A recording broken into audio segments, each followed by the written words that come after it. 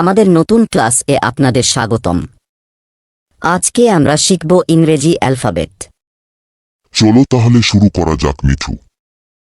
ইংরেজি অ্যালফাবেটগুলো হল A, B, C, D, E, F, G, H, I, J, K, L, M, N, O, P, Q, R, S, T, U, V, W, X, Y, Z.